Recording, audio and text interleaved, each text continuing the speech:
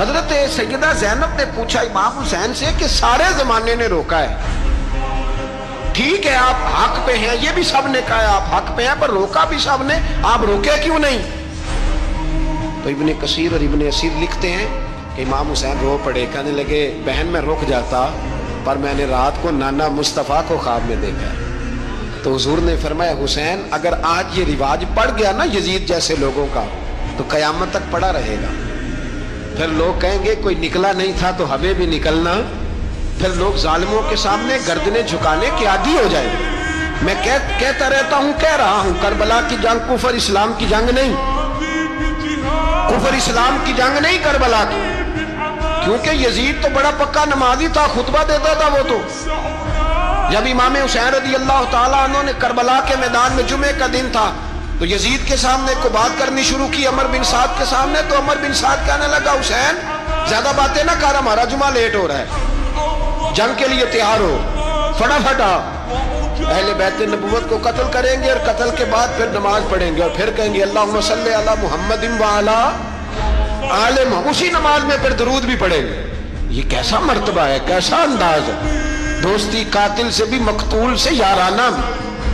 امام حسین نے حر بن یزید امام حسین سے کہنے لگا مجھے حکم ہے آپ کو روکنے کا، آپ آگے نہیں جا سکتے۔ امام صاحب نے فرمایا وجہ زمین اللہ کی ہے، اس نے کہا آپ بیعت نہیں کر رہے، یزید کی حالات آپ کے حق میں درست نہیں ہے، آپ نہیں جائیں گے۔ امام روک گئے۔ ظہر کی نماز کا وقت ہوا تو حضرت علی اکبر امام حسین کے بڑے صاحبزادے انہوں نے اذان ظہر پڑھی تو حر بن یزید کے لشکر نے امام حسین کے پیچھے نماز ادا کی۔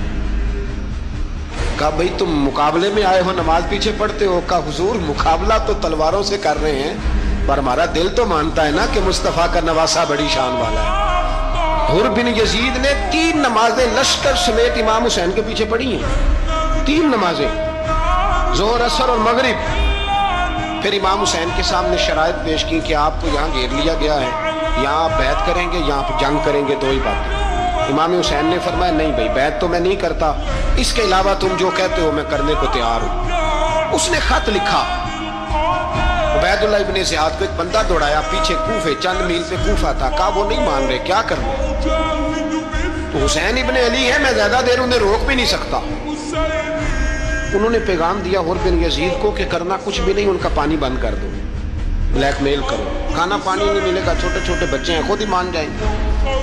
حضرت امام علی مقام کے بارے میں حر کے پاس جب یہ پیغام آیا تو حر کہنے لگا میری طبیعت نہیں مانتی حسین پر پانی بند کروں، دل نہیں مانتا۔ جب یہ لفظ کہے نا دوبارہ تو پھر عبید اللہ ابن زیاد نے عمر بن سعد کو 10,000 آدمی دے کے بھیجا، کہا حر بن یزید لچک دکھا رہا ہے حسین کے حق میں۔ ایک رے کا علاقہ تھا، بڑی وہاں فصل ہوتی تھی، لوگ کوشش کرتے تھے وہاں کا گورنر بننے کی، کوشش کرتے تھے۔ تو عبید اللہ ابن زیاد کہنے لگا تمہیں رے کی گورنری ملے گی، سب سے سرسبز و شاداب علاقہ، تمہیں وہاں کا گورنر بنایا جائے گا اگر حسین کے خلاف لڑو گے۔ یہ اتنی زبردست ہوتی ہیں گورنریاں کہ گورنریوں کے لیے لوگ نسل رسول کے خلاف بھی نکل آتے ہیں، یہ اتنی تگڑی ہوتی ہیں، اتنی جلدی وفاداریاں بدلتی ہیں۔